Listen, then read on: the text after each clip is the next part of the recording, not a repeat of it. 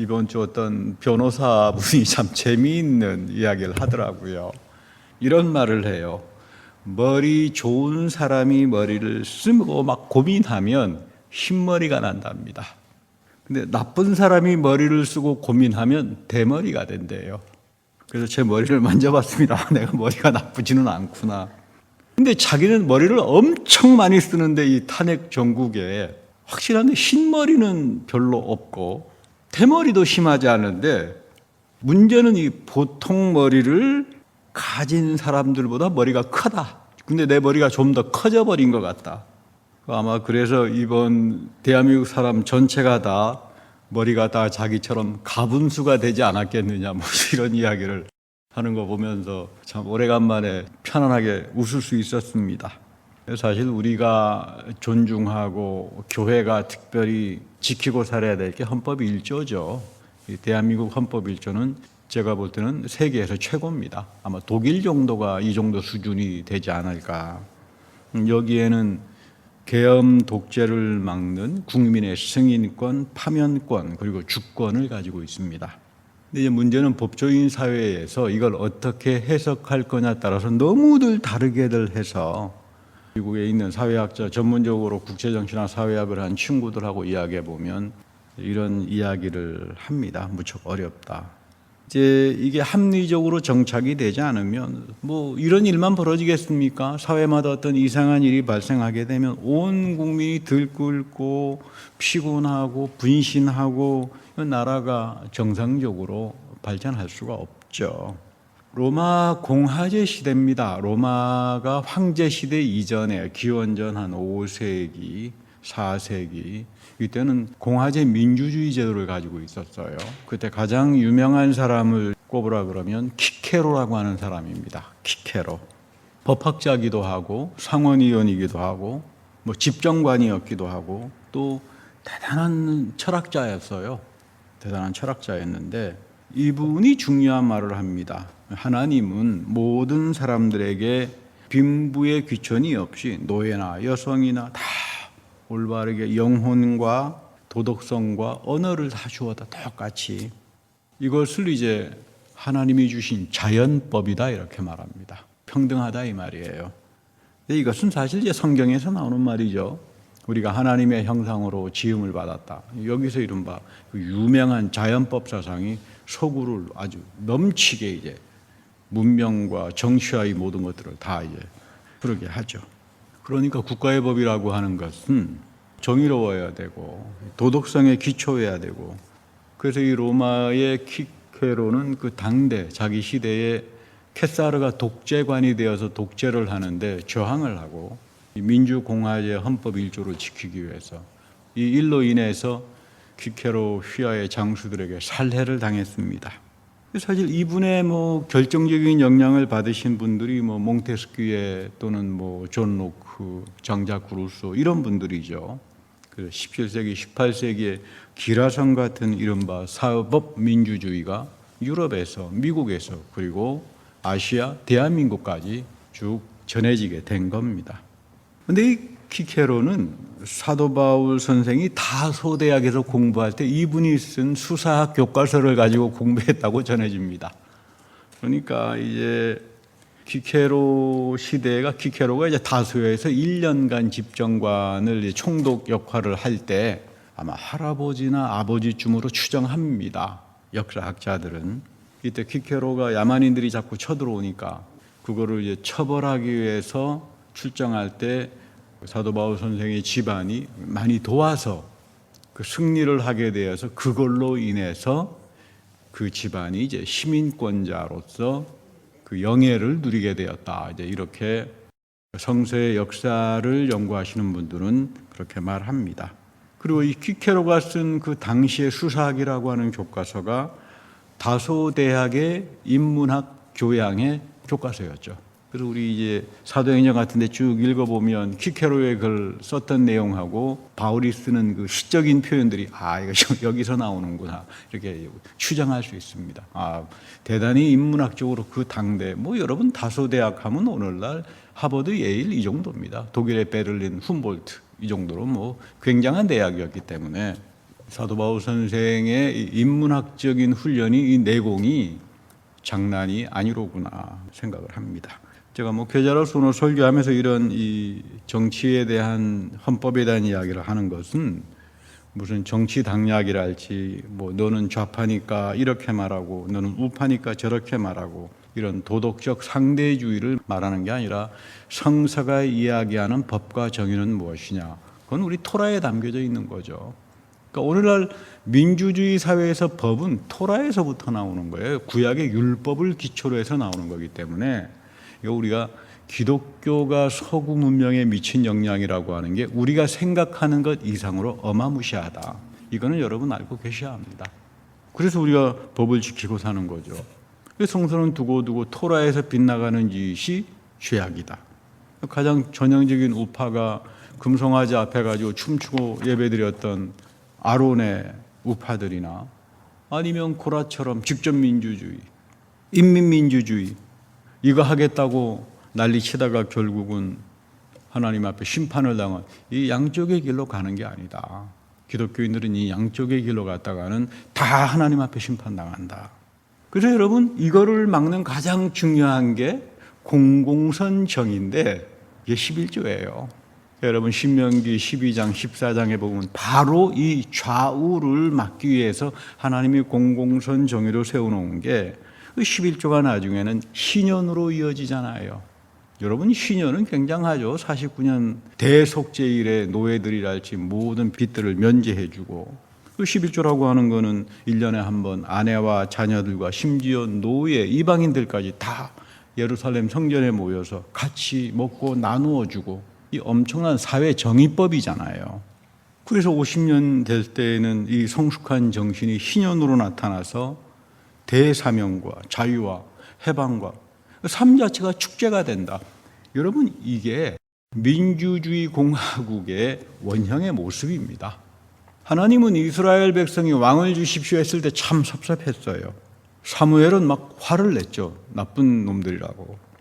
아니, 신명기에서 이야기한 공공선 정의를 잘 지키고 살면 하나님께서 너희들의 모든 삶을 지켜줄 텐데, 그 왕을 세워가지고 또 옛날 애굽에서 그 노예 생활하면서 고생했던 왕들의 독재 때문에 어떻게 살려고 그러느냐. 근데 하나님이 허락하세요. 여기에 참 중요한 게 있습니다. 국가는 하나님이 허락한 거다. 그리고 이거를 성경에서는 율법의 제1조다. 국가는 율법 제1조항에 들어가기 때문에 하나님의 창조의 질서고 축복이고 선물이다. 이걸 굉장히 중요하게 봅니다. 그래서 바울도 로마서 13장에서 유명한 말을 하죠. 국가의 권세에 복종하라. 왜 그러냐 하면 교회는 국가 안에서 살아가잖아요. 당시 교회는 로마의 박해를 받던 상황이었습니다. 못된 국가니까, 로마 황제들이 지배하는 독재 국가니까 너희들 혁명하라, 뭐 난동을 일으켜라. 바울은 단 한마디도 하지 않습니다. 왜냐하면 국가는 로마 황제가 독재를 하더라도 하나님의 본래적인 토라의 축복으로 오는 거야. 그러니까 너희들은, 국가는 시민의 안전과 나쁜 짓 하는 사람들은 처벌을 해야 되고 그런 기능을 가지고 있어서, 국가에 대한 복종이라고 하는 것은 무슨 로마 황제가 무슨 아도나이 도미누스 우리들의 주님이다 이런 이야기도 아니고, 당시 누마 종교에서 행해지던 뭐 이런 기복신앙이 아니다 그런 말입니다.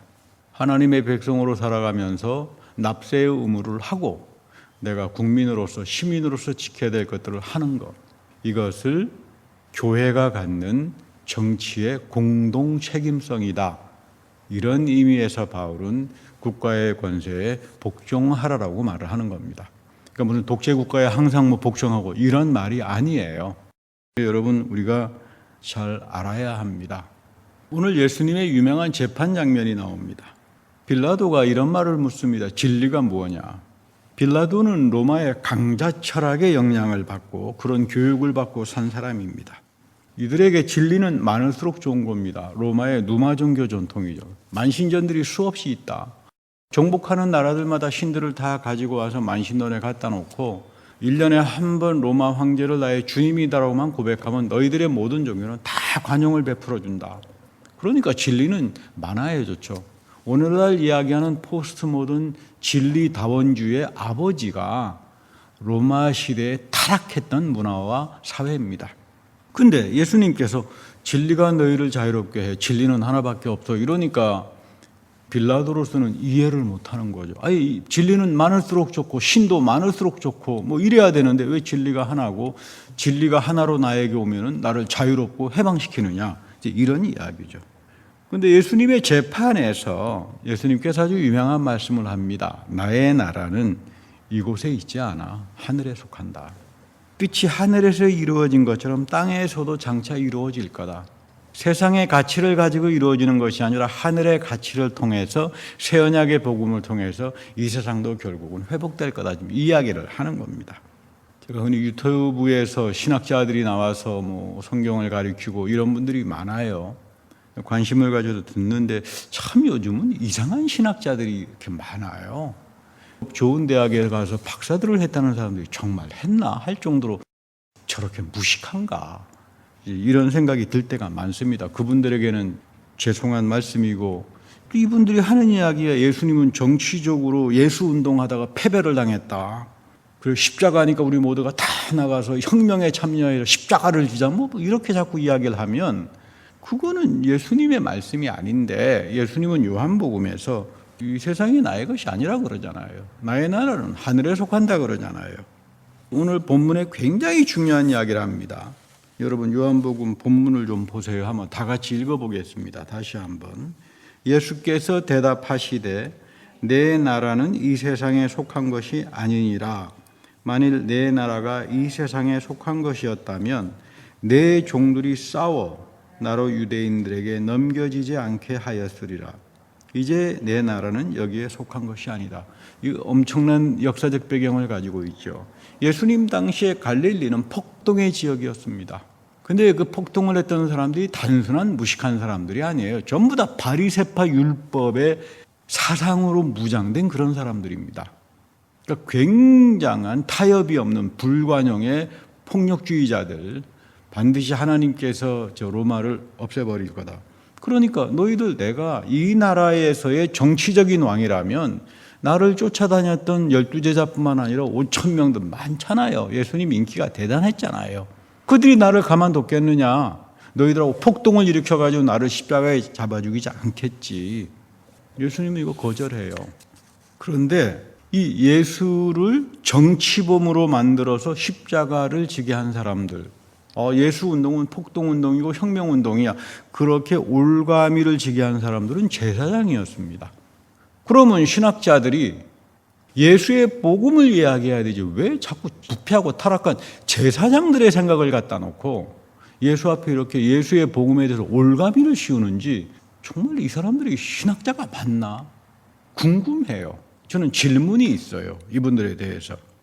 오히려 성경 사복음서는 전부 십자가는 당대 로마의 정치범으로 주어진 거지만 예언자들에게 주어지는 고난의 전승이다. 이렇게 성경은 우리에게 가르칩니다.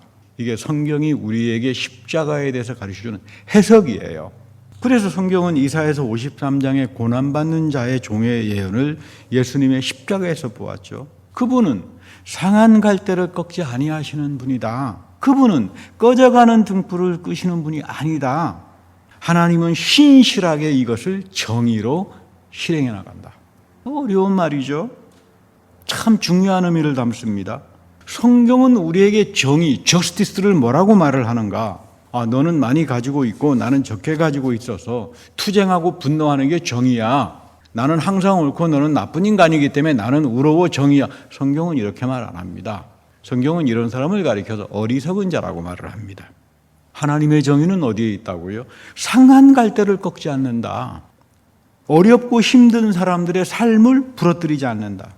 등불을 불어서 꺼버리는 것이 아니라 위로하시면서 다시 살려내신다. 생명이 정의예요. 누가 생명을 위해서 살아가느냐. 이 사람을 가리켜서 성경은 너는 하나님 보시기에 정의로운 자다. 이런 이야기입니다. 이 생명은 예수 그리스도의 새 언약의 복음 안에만 있는 거예요. 이것은 예수님이 걸었던 좁은 길입니다. 진정한 정의는 좁은 길에서 나타나는 거죠.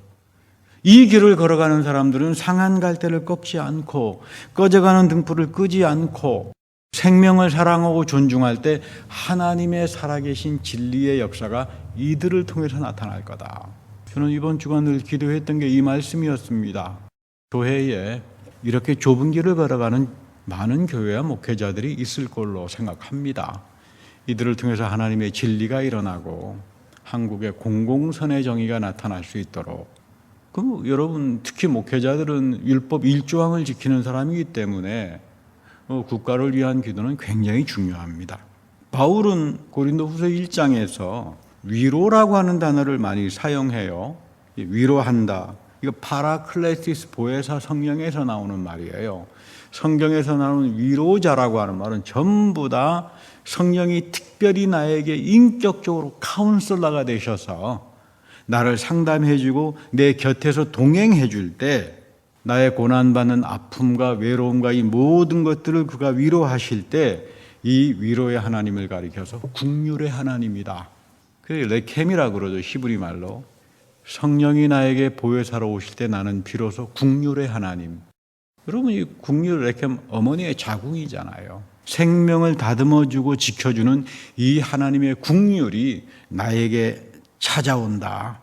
이것이 바로 꺼져가는 등불을 끄지 않고 갈대를 꺾지 않은 하나님의 생명의 살림의 justice, 정의다. 이제 이런 이야기입니다.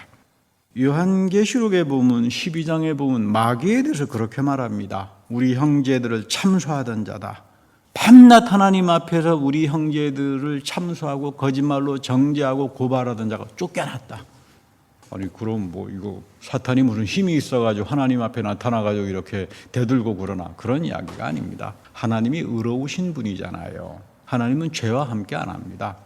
그러니까 누군가가 세상에서 교회가 잘못하면 하나님 앞에 쪼르러 가서 하나님 의로우신 분인데 왜 저거 가만둡니까? 심판해야 될 거 아닙니까? 이 짓을 하는 게 사탄이에요. 그래서 정죄하지 마라. 느메시스 원리를 가지고 사는 게 가장 큰 축복이다. 신앙생활에서. 근데 이제 이게 쫓겨납니다. 왜 쫓겨났을까? 그리스도의 십자가 부활을 통해서 쫓겨납니다. 루시퍼가 쫓겨나 버립니다. 참소하던 자가 쫓겨나는데 이게 세상에 들어오게 되면 뭘로 나타나냐면 사상으로 나타납니다. 사상으로. 이 가장 대표적인 게 무신론이죠. 아니 하나님이 의로우신 분이라면 왜 대한민국에 정의가 없느냐, 뭐 이렇게도 난리치는 분들이 많아요. 이것이 과연 옳은 거라고 생각하느냐, 뭐 목사님은 또 이런 분도 있고. 그런데 이런 사람들을 가만히 들여다보면 전제가 있어요. 나는 항상 옳아. 나는 정의의 편이야. 일제시대 때 뭐 이야기를 하는데 당신은 일제시대에서 살아본 사람도 아니잖아. 근데 뭐 굉장히 독립운동가 뭐 이상으로 이야기하고. 그런데 과연 이런 사람들이 일제시대에 살았다면 독립운동 했을까요? 제가 보기에는 뭐 가장 친일파노로 타지 않았을까 이런 생각도 들어집니다. 그러니까 이 사람들 속에는 철저하게 나에게는 책임이 없다. 공동 책임에 대한 반성을 전혀 찾아보지 못합니다. 이 인격 속에. 이게 사탄의 정죄하고 참소하는 자들의 태도라고 이야기합니다. 예수님은 그런 말을 합니다. 너의 눈에 들보가 먼저 있는데 들보를 빼고서 이야기해라. 책임을 공동으로 느끼지 못한 사람들의 정의라고 하는 말은 하나님으로부터는 위로도 받지 못하고 생명을 살려내는 justice, 의로움도 갖지 못하고 우리를 미혹하는 사람으로 만들고 맙니다. 바울은 이렇게 말합니다. 내가 원하는 바 선은 행하지 못한다. 도리어 원치 않은 악만 행하고 살아간다. 내 모습을 정직하게 시인합니다. 성령이 역사해서 그래요. 바울에게도. 내 안에 있는 이 인간으로서의 연약함, 인간으로서 넘어질 수밖에 없는 것, 이 모든 것들 때문에 나의 무력함을 깨닫기 시작한다. 나의 이 공고함, 나를 이 사망의 몸에서 건져내실 수 있는 분은 예수 그리스도 안에 나타난 하나님의 죄사함의 축복과 성화의 징표에 이 성령의 위로하심밖에 없다. 이게 다시 말하면 바울의 고백이고, 여기서부터 하나님은 정의를 행사하고 여기서부터 하나님은 의로운 자들을 만들어 가시고 이 혼란스러운 시대에 대한민국도 이런 교회들을 통해서 다시 사회를 회복시킬 걸로 믿고 기도를 합니다. 하나님의 말씀은 철저하게 사실주의적으로 인간의 폐부를 찔러봅니다. 그 누구 여기에서 예외가 없어요. 나 산에 올라가서 말이야 입산수도해서 100일 기도했더니 무슨 하늘에서 영인이 내려와 가지고 이런 거 저런 거 가르쳐 주더라. 이런 어법을 가지고 말하는 목회자들도 참 많은데 이거 성경은 어이없어 합니다. 난 공부 엄청나게 많이 해가지고 세상 박사야. 나 세상 지식 다 알아.